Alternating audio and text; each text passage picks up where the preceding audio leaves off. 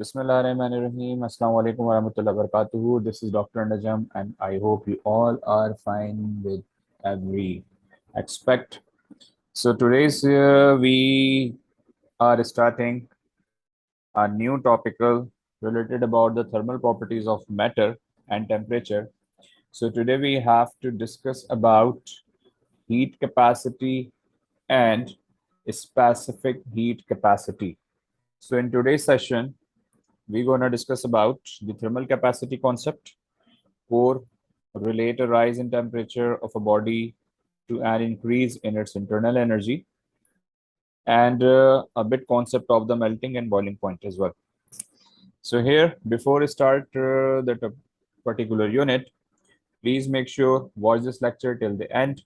Also, subscribe the channel, like this video, and share this video with your friends. And also, if you have any query, any question, so please write it in the comment section below. And the previous topicals of temperature, I will give the link in the description. So please must watch these lectures as well to glorify and enhance your concepts. So let's start today's session.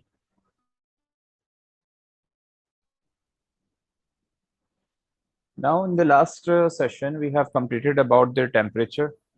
So now today we have to discuss about the concept of heat capacity and specific heat capacity.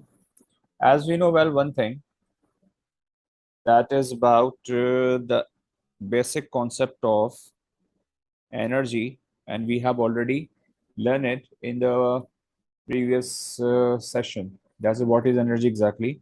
It is capability to do work. This is called energy. And we know well one thing that its unit, the SI unit of energy is joules.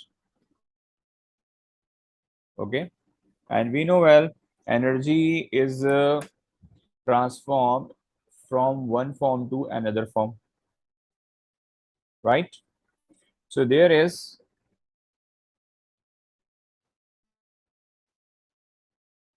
we have three states of matter, as you know about solid having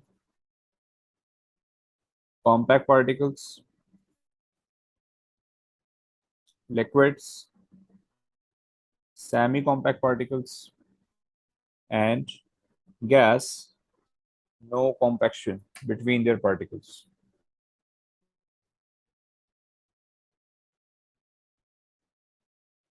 And we know well one thing that the particles in solid basically is in vibration, and in liquids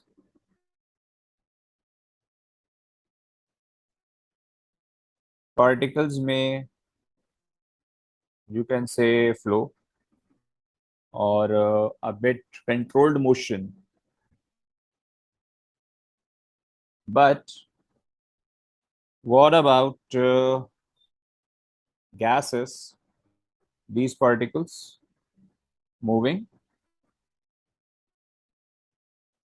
randomly, right? So in any particular state, particles need energy. And we know well one thing that if we heat solid, it converts into liquid. If we further heat liquid, it converts into gas. And we have done this in the previous content that the solid converts into liquid, that is called melting, and liquids convert into gas, this is called boiling. And similarly, the vice versa criteria that the gas converts into liquid and liquid converts into solid. So we know well about this as well. This is condensation and this is freezing. So the bottom line is that the particles may increase their motion or decrease their motion according to the change in state. So there is a concept of internal energy. Internal energy. What is internal energy exactly?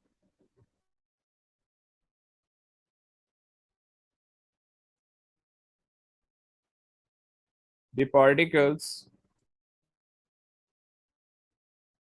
in a substance are in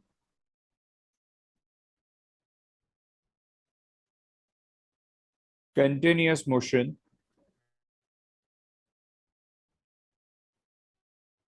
and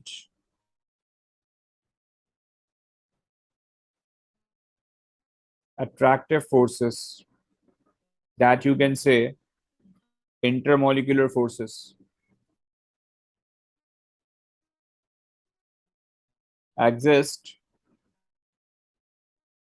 between the particles, right?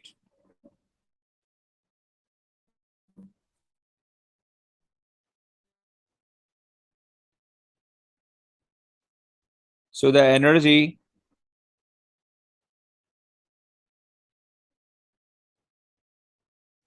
which describes the motion of particles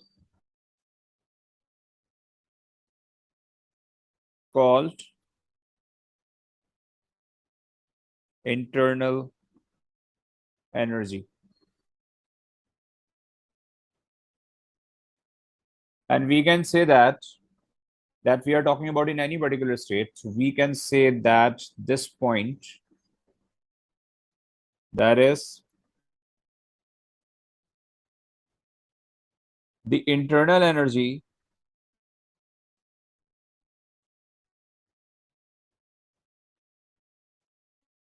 of a substance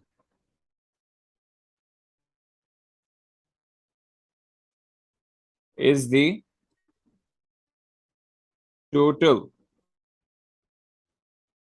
energy of all the particles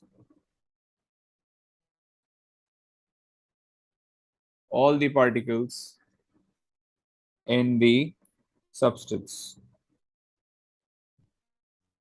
right?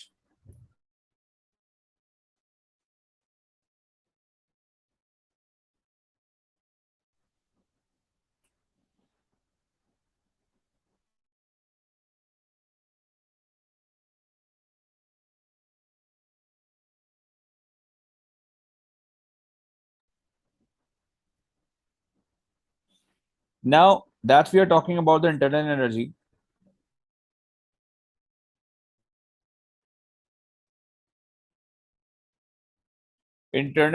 having two aspects, or you can say two components. The component number one, internal kinetic energy. Component number one, internal kinetic energy. Now we know well about the basic definition of kinetic energy. It is an amount of energy present in any body which describes motion. The definition of the kinetic energy, energy possessed by a body by virtue of its motion, right? So this kinetic energy, internal kinetic energy, is actually due to the motion of particles. The most important thing that this is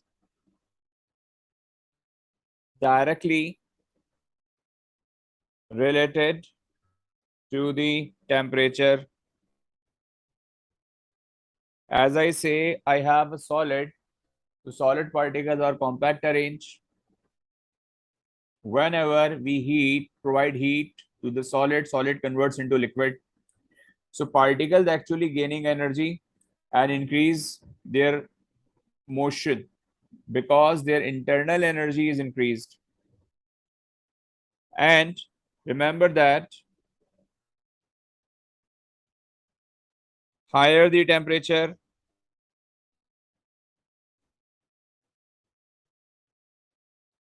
the more vigorous the motion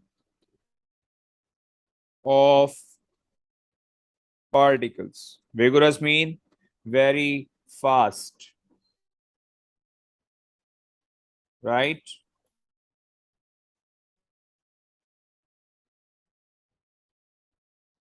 Now the second is your internal potential energy. Potential energy is that amount of energy which is usually applied as for the stored energy or describes the actually position. So this internal energy that we call potential energy is actually due to the compression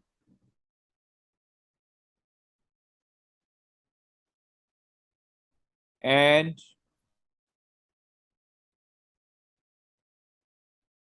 stretching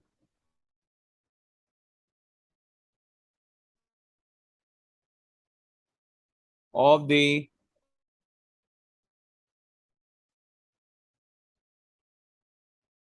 particles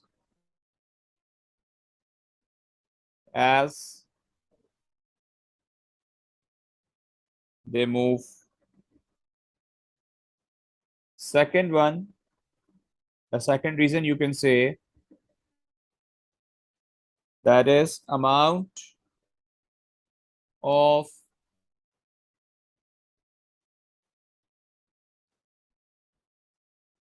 potential energy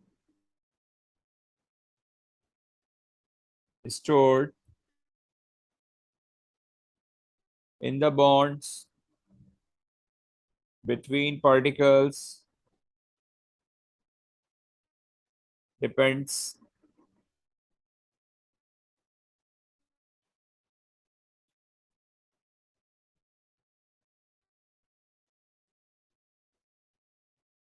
number one,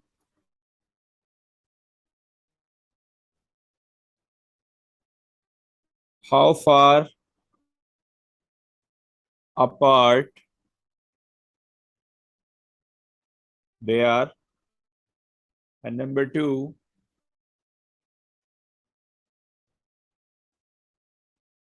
the forces present between the particles. So basically, internal energy in any particle depends upon the force, upon the state, and the temperature or heat we provided to change the state. So remember these two components of internal energy. Now, if we are talking about the capacity of heat in any substance, So what is exactly heat capacity? This is a question. For example, if I say I have 1 kilogram of water in a beaker or in a container, and I have 1 kilogram of aluminum. Okay, 1 kilogram of water and 1 kilogram of aluminum. The mass quantity is same, but we know well about the water and aluminum. These both are different substances. So we know well if we try to heat 1 kilogram of water, so we need of 4200 joules of energy. And if we heat aluminum, so we require 900 joules of energy. That means aluminum, which is a metal, requires less amount of heat as compared to water. Or in other words, we can say that water requires more energy rather than any metal, for example, aluminum. So this is exactly the criteria of thermal heat capacity, which represents the actual amount of thermal energy required to raise the temperature of any substance by 1 degree centigrade or by 1 Kelvin. So that is exactly the capacity of heat. And remember one thing, this capacity of heat is different for different objects. Even every substance having different thermal capacity. And that particular capacity, which is required to raise the temperature of any substance by 1 degree C or 1 Kelvin. So this is actually represents the thermal capacity. So we can say that the water must be supplied with nearly 5 times as much energy as aluminum for the same rise in temperature. Like if I want to increase 1 degree centigrade temperature in the sample of water, so I need 4200 joules of energy. And if I want to increase the temperature by 1 degree centigrade in the aluminum, so I require only 900 joules of energy. So this is exactly the criteria of concept of the heat capacity. And remember one thing, besides its mass, the heat capacity of a substance also depends upon the material, as I say. So we have two basic criterias to describe the heat capacity. Number one, the nature of the material, and secondly, its mass. It's a simple way you can say that the greater mass having more amount of heat energy required, and the less mass requires less energy. In simple words, if I want to boil water containing 1 cup, so definitely it will be heated gently. But if I want to heat up a bucket of water, so definitely it will take time. So quantity, that means mass, and the material. So these are the two major factors which describes the concept of heat capacity. So that's we are talking about the heat capacity. I'm writing the definition. The amount of heat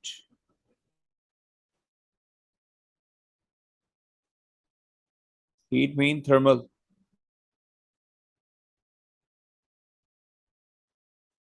energy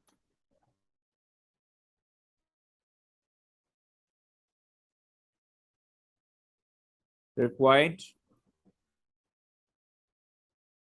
to raise the temperature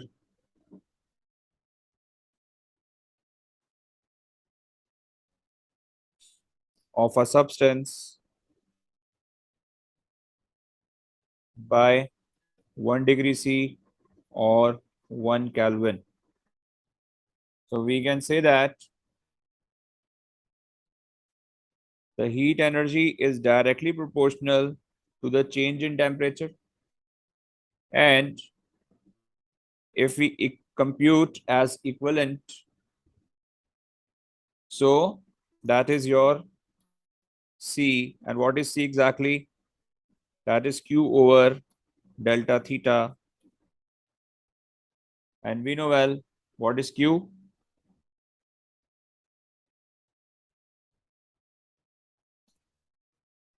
Thermal energy. And this is change in temperature. And this is your capital C is your heat capacity. And its SI unit is joule degree centigrade inverse or joule Kelvin inverse. Right?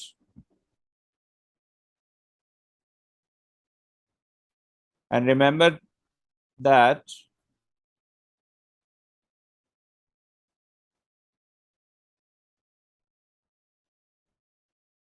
heat capacity of a substance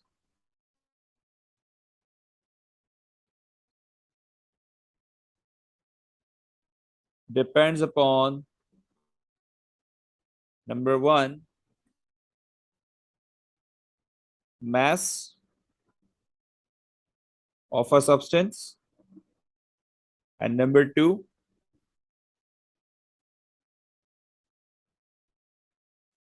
material of substance. So we have two factors which involve the criteria of the heat capacity.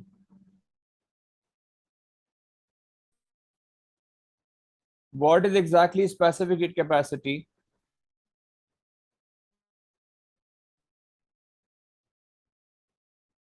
The amount of thermal energy required to raise the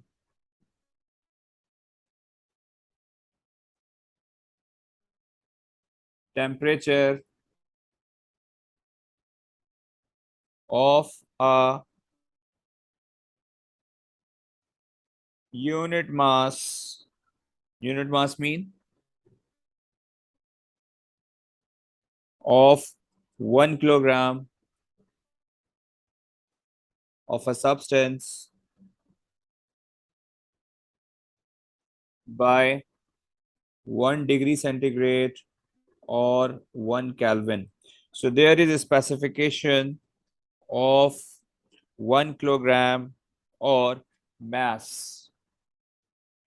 That's we are talking about the amount of heat is not only directly proportional with the change in temperature, but it is also directed with the mass of the material, right?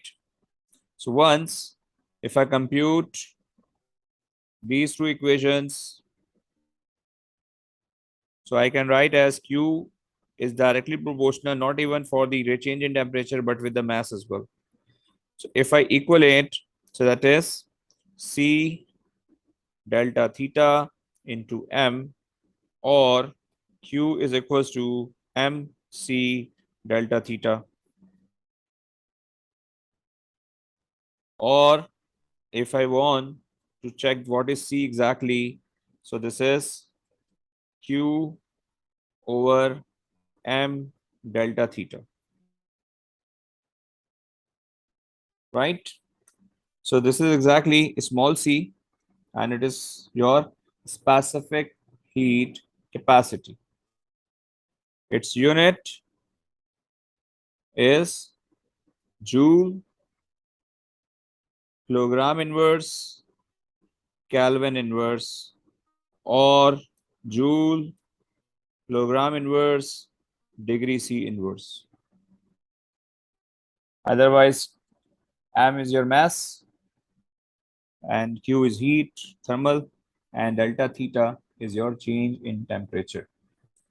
So every material having a specific heat capacity value, and different materials having different heat capacity values, right? For example, that's we're talking about material and their C values, like Hg, mercury, having 140, the unit is joule per mole. H2O, water, is a very heavy value, that is 4200. Okay, so this is related about the concept of specific capacity. In the next session, inshallah, we will solve the numericals of specific heat capacity, and further we will discuss about the criteria of the melting, boiling. We will recall this, inshallah, in the next session.